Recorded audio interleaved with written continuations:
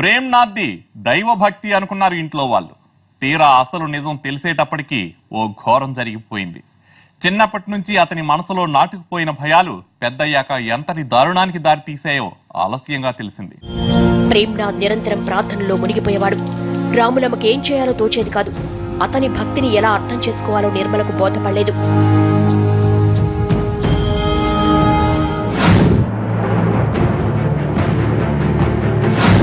ఓ రోజు రాత్రి సడన్ గా లేచాడు.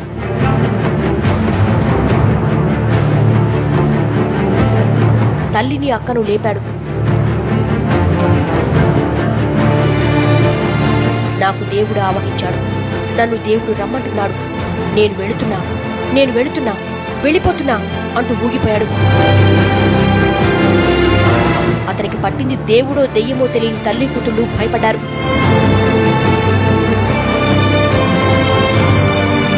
బిక్క చచ్చిపోయారు. అతి కష్టం మీద అతన్ని పడుకోబెట్టారు.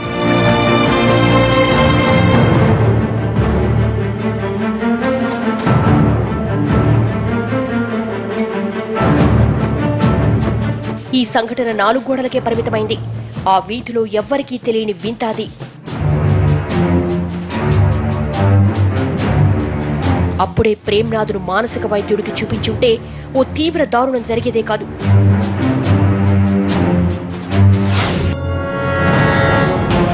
ఓ రోజు మార్కెట్ పని మీద ఉదయం బయటికెళ్లిన నిర్మల తిరిగి ఇంటికి చేరుకునే వేళకు ఇంటి ముందు జనం ఉన్నారు.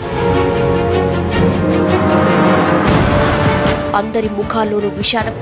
నిర్మలకు ఏం జరుగుంటుందోననే టెన్షన్. వాళ్లను పక్కకు తప్పిస్తూ ఇంట్లోకి వెళ్లబోయింది. కానీ తలుపు తాళం వేస్తుంది. అక్క, ఏం జరిగింది? బాబాయ్ ఏమైంది బాబాయ్? మా అమ్మ ఎక్కడికెళ్ళిందని వాళ్ళని అడిగింది.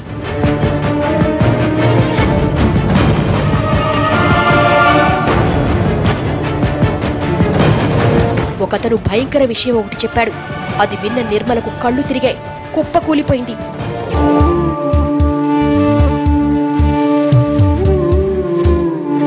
గుండెలు పగిలేలా ఏడ్చింది.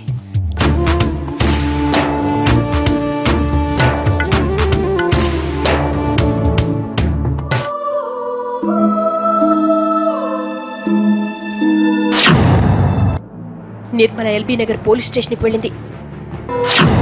అక్కడున్నాడో ఉన్మాది. అతనే ప్రేమ్నాథ్. ఒరేయ్ తమ్ముడు, ఎంత పనిచేశావురా? అమ్మని ఎందుకు చంపావురా? దేవుడు మనుషుల్ని ప్రేమించమన్నాడే తప్ప ప్రాణాలు తీయమన్నాడ్రా? చెప్పరా, చెప్పు, ఎందుకీ పనిచేశావు అంటూ షర్టు పట్టుకుని తమ్ముడిని నిలదీసింది. అంతకుముందు సుమారు గంట పాటు పోలీసులు అతన్ని ప్రశ్నించారు. ప్రేమ్నాథ్ సమాధానం చెప్పలేదు.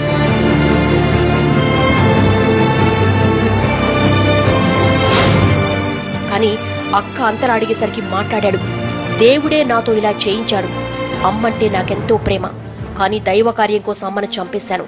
ఆ పని చేస్తున్నప్పుడు నా చేతులు మాత్రమే కదిలాయి. నా మనసు నాలో లేదు. ప్రార్థన చేస్తుంటే పోలీసులు వచ్చారు. నన్ను బలవంతంగా తీసుకొచ్చారు అన్నాడు.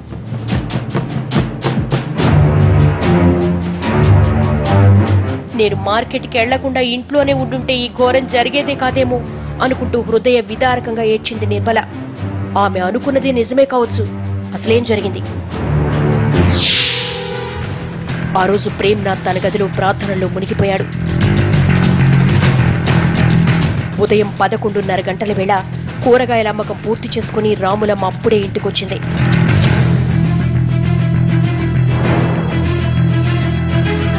సరిగ్గా అప్పుడే ప్రేమ్నాథ్ ఒక్కసారిగా ఉన్మాదిలా మారాడు. మూనక వచ్చిన వాళ్ళ ఊగిపోయాడు.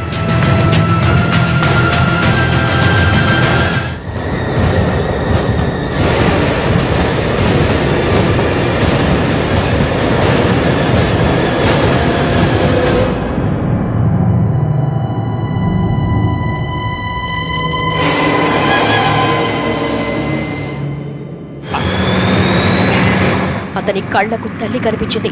వెంటనే ఆమె దగ్గరికెళ్లాడు. ఒక్కసారిగా ఆమెను కింద పడేశాడు. ఆమె తనను చాలాసార్లు నేలకేసి బాదాడు.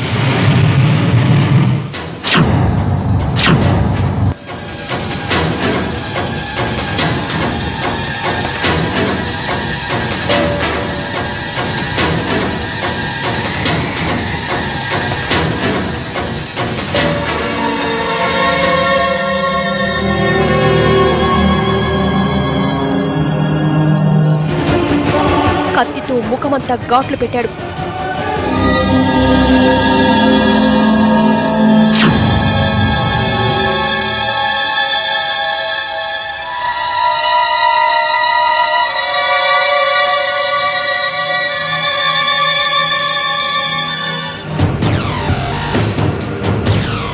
ఆ ఇంట్లోంచి కేకలు వినిపించడంతో పొరుగింట్లోని కిషోర్ లోపలికొచ్చాడు. ఆ బీభత్సాన్ని చూశాడు. అప్పటికే ప్రేమ్నాథ్ డ్రెస్ రక్తంతో తడిసిపోయింది.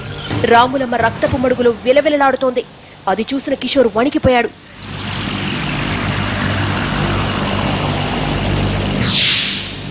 వెంటనే పోలీసులకు ఫోన్ చేసి జరిగిన దారుణాన్ని చెప్పాడు.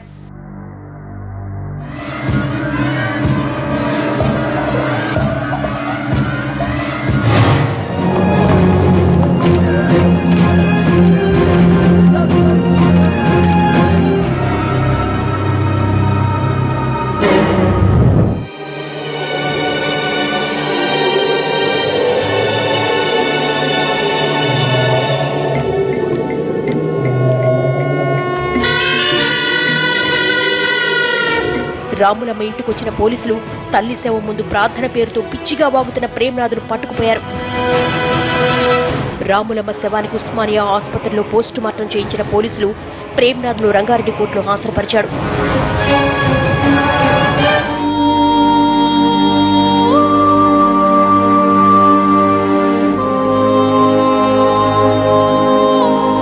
స్కిజోఫ్రీనియా అనే మానసిక వ్యాధితో అతను బాధపడుతున్నట్టు తెలిసింది. అతన్ని మానసిక ఆసుపత్రికి పంపించాల్సిందిగా న్యాయమూర్తి ఆదేశించారు.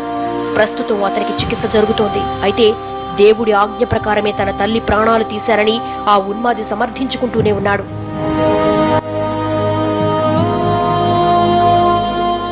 చిన్నప్పటి నుంచి ఇంట్లో జరిగే గొడవలు ఆ పిల్లాడిపై తీవ్ర ప్రభావం చూపాయి.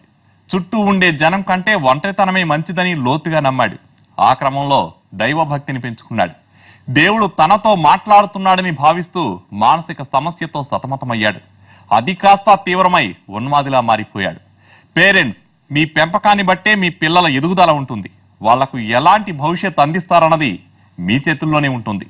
బాలకృష్ణలాగా పిల్లల్ని తిట్టడం, కొట్టడం వంటివి చేయవద్దని, వాళ్లకు మీ ప్రేమను పంచమని సూచిస్తోంది ఈ కథ. ఇది ఇవాల్టి క్రైమ్ ఫ్యాక్టర్. రేపటి ఎపిసోడ్లో మరో వాస్తవ గాథను చూద్దాం.